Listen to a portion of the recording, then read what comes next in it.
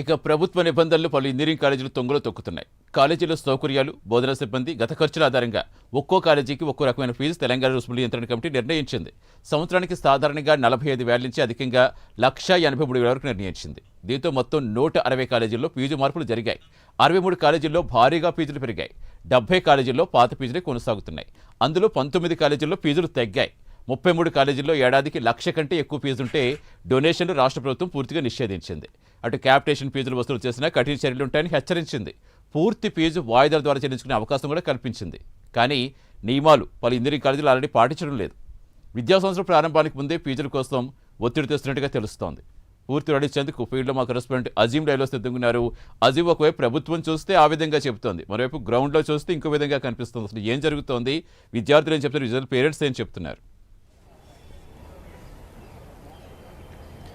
మార్చి 4న తెలంగాణ ప్రభుత్వం ఇంజనీరింగ్ కాలేజీల విషయంలో ఒక ప్రత్యేకమైనటువంటి జీవోని తీసుకొచ్చింది. ఏదైతే ఈ జీవోలో కొన్ని కాలేజీలకు సంబంధించినటువంటి ఫీజుని పెంచుతూ, మరికొన్ని కాలేజీలకు సంబంధించిన ఫీజుని ప్రస్తుతం ఎలాగైతే ఉందో అలాగే ఉంచుతూ, అలాగే కొన్ని కాలేజీలకు సంబంధించిన ఫీజులు తగ్గిస్తూ ఏదైతే ఒక జీవోని తీసుకొచ్చింది. ఇలా చేయడానికి కూడా కొన్ని కారణాలు ఉన్నాయి. అక్కడ ఉన్నటువంటి ఫెసిలిటీస్ కావచ్చు, లెక్చరర్స్ కావచ్చు, ఇలాంటి అంశాలను పరిలోకి తీసుకొని ఆ కాలేజీలకు ఫీజులు పెంచుతూ చేసింది. సో మ్యాక్సిమం ఫీజు 1,83,000 వరకు కూడా ఏదైతే ఫీజు తీసుకోవచ్చు అని చెప్పి కూడా కొన్ని కాలేజీలకు ఏదైతే షరతులు విధించింది. అయితే దీంట్లో పర్టికులర్గా ఎక్కడ కూడా డొనేషన్స్ తీసుకోకూడదు, క్యాపిటలైజేషన్ పేరు మీద కూడా ఎక్కడ కూడా పైసలు తీసుకోకూడదు. తీసుకున్నట్టయితే మాత్రం ఖచ్చితంగా ప్రభుత్వం నుంచి కఠిన చర్యలు ఉంటాయి. డొనేషన్లు తీసుకుంటే కాలేజీల పైన ఒక చర్యలు ఉంటాయి. అలాగే క్యాపిటలైజేషన్ పేరు మీద కనుక డొనేషన్లు తీసుకున్నట్టయితే కూడా ఖచ్చితంగా ఆ లైసెన్స్ని రద్దు చేసేటువంటి అవకాశం ఉంటుందన్నట్టు కూడా ఏదైతే జీవోలో చాలా స్పష్టంగా చెప్పడం కూడా జరిగింది. అయినా సరే కొన్ని ప్రైవేట్ కాలేజీలు మాత్రం ఈ ప్రభుత్వ నిబంధనలను తుంగలో తొక్కుతున్నట్టు చాలా స్పష్టంగా కనిపిస్తున్నాయి. మనం చూసుకున్నట్టయితే మనం ఇప్పుడు చెప్పుకునే కాలేజీలు దాదాపు ఇంటే ఎవరికైనా కూడా తెలిసిపోతుంది కాలేజీలో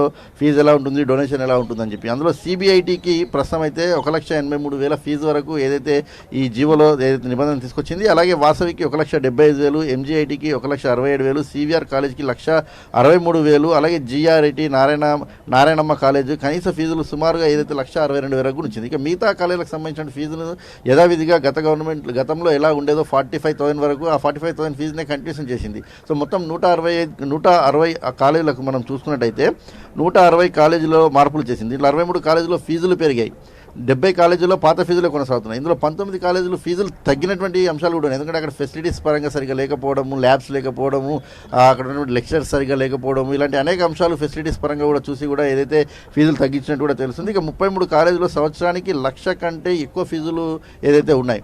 సో ఈ ఫీజుల వరకు సరే ఇప్పుడు మనం చెప్పుకున్నట్టు సిబిఐటి, ఎంజీఐటి, నారాయణమ్మ, అలాగే ఎంజీఐటి ఈ కాలేజ్ అన్నింటిలో మనం చూసుకున్నట్లయితే డొనేషన్స్ అంటే కౌన్సిలింగ్ కాకముందు ఎంసెట్ రాస్తారు. ఎంసెట్ ర్యాంకుల ద్వారా ఏదైతే విద్యార్థులను ఏదైతే ఇంజనీరింగ్ కాలేజీలో సీట్లు ఇవ్వాల్సి ఉంటుంది. సో దాని తర్వాత కూడా కొన్ని మేనేజ్మెంట్ కోటా సీట్స్ ఉంటాయి, అలాగే కొన్ని ఎన్ఆర్ఐ కోటా సీట్స్ ఉంటాయి. Quota management quota, NRI quota, అలాగే కొన్ని ఉచితంగా ఇవ్వాల్సిన సీట్లను కూడా బ్లాక్ చేసేసి ముందుగానే సుమారు ఇప్పుడు మనం చెప్పుకున్నట్టు కాలేజీల పేర్లలో సుమారు మనం చెప్పుకునేది minimum 15 lakhs to 20 lakhs donation నడుస్తున్న పరిస్థితి కనిపిస్తుంది. మినిమం చిన్న కాలేజీలో చూసుకుంటే కూడా 5 lakhs to 10 lakhs వరకు డొనేషన్ తీసుకున్నటువంటి కాలేజీలు కూడా ఉన్నాయి. సో ఈ ఫీజులు కాక సంవత్సరానికి కట్టాల్సిన ఫీజులు కాకనే ఇవన్నీ డొనేషన్లు కూడా ఇవ్వాల్సిన పరిస్థితి కూడా ఏదైతే కాలేజీలో పరిస్థితి నెలకొంది. దీంతో ఈ డొనేషన్లకు సంబంధించి సర్కార్ నిదేశం విధించింది. సో క్యాపిటలైజేషన్ మీద ఫీజులు వసూలు చేయకూడదు, అలాగే డొనేషన్ పేరు మీద ఫీజులు తీసుకోకూడదు అని చెప్పి కూడా చాలా కఠినంగా వ్యవహరిస్తాము, ఖచ్చితంగా దానికి సంబంధించినటువంటి పూర్తి స్థాయి లైసెన్స్ని రద్దు చేస్తామని చెప్పినా కానీ ఈ కాలేజీలు ఎక్కడ కూడా ఆ నిబంధనలు పాటించలేదు. ఇప్పటికే కొన్ని సీట్లను బ్లాక్ చేస్తున్నాయి. సో రేపు మీరు సీట్ అడిగితే మాత్రం ఖచ్చితంగా ఉండదు, ఇప్పుడే బ్లాక్ చేసుకోండి. ఇప్పుడే బ్లాక్ చేసుకోవాలంటే మినిమం ఫీజు మీరు కట్టండి, మినిమం డొనేషన్ కట్టండి. డొనేషన్లకు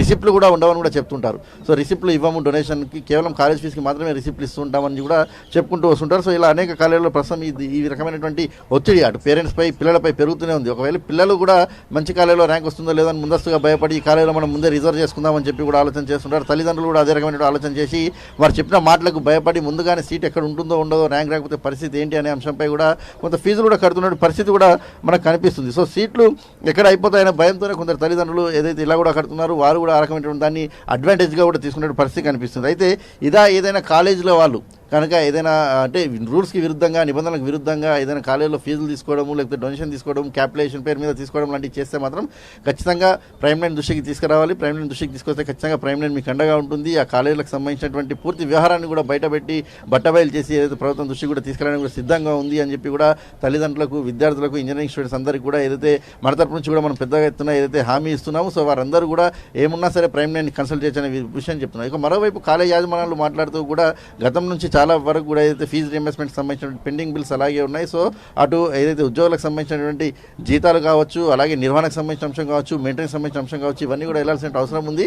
సో ఈ రకంగా తప్పట్లేదు మాకు అనే విషయాన్ని కూడా చెప్తున్నారు. కానీ ఇలాంటి అంశం ఇక్కడ నుంచి ఉండదు కాబట్టి మీరంతా కూడా ఖచ్చితంగా లైన్లో వెళ్ళాలి, ప్రభుత్వ నిబంధనలు పాటించాలని సర్కార్ చెప్తుంది. కానీ చూద్దాం, ఈ ఇంజనీరింగ్ కాలేజ్ సంవత్సరం స్టార్ట్ అయినాక ఏదైతే దీనికి సంబంధించిన ఫీజులు తీసుకోవాల్సి ఉంటుంది, ఏదైతే కౌన్సిలింగ్ స్టార్ట్ కావాలి, లేదంటే ఆ విద్యా వ్యవస్థకు సంబంధించిన సంవత్సరం అకాడమిక్ ఇయర్ స్టార్ట్ కావాలి. అకాడమిక్ ఇయర్ స్టార్ట్ అయినప్పుడు దీనికి సంబంధించిన ఫీజులు తీసుకుంటే సరే, కానీ అసలు స్టార్ట్ కాకముందే, అసలు ఎంసెట్ రాయకముందే ఇంటర్ విద్యార్థులు వారి పరీక్షలు రాస్తున్న వెంటనే లేకపోతే వారికి రిజల్ట్స్ వచ్చిన వెంటనే వారి మార్కులను బట్టి వారి ఎంబడబడి వారి తల్లిదండ్రులను వేధించి లేకపోతే పిల్లల్లో ఒక టెన్షన్ భయభ్రాంతులకు గురి చేసి వారి దగ్గర నుంచి ఫీజు లాక్కోవడము, సో ఇలాంటి అనేక కాలేజీలు చేస్తున్నాయి. సో ఈ నేపథ్యంలో అలాంటి వాటికి చెక్ పెట్టాలని ప్రభుత్వం భావిస్తుంది. మరి ఇప్పుడు ప్రస్తుతం అయితే ఇలాంటి వ్యవస్థ ఇంకా కొనసాగుతుంది. ప్రభుత్వం జీవో ఎంఎస్ నంబర్ 6ని ఏదైతే మార్చి 4లో తీసుకొచ్చింది, మరి దీనికి సంబంధించి ప్రభుత్వం కఠినమైనటువంటి చర్యలు నిజంగానే తీసుకుంటుందా, జీవోగానే పరిమితం అవుతుందా చూడాల్సి ఉంటుంది. కానీ విద్యార్థులు తల్లిదండ్రులు ఎవరు భయపడాల్సిన అవసరం లేదు. ప్రైమ్ లైన్ వారికి అండగా ఉంటుంది. ఇలాంటి ఎక్కడ చిన్న సమస్య వచ్చినా, ఏ కాలేజీలో డొనేషన్ అడిగినా, క్యాపిటేషన్ ఫీజు అడిగినా, దానికి రిసిప్ట్ ఇవ్వమని చెప్పినా మీరు ప్రైమ్ లైన్ దృష్టికి తీసుకురండి. ప్రైమ్ లైన్ మీకు అండగా ఉంటుంది. ఖచ్చితంగా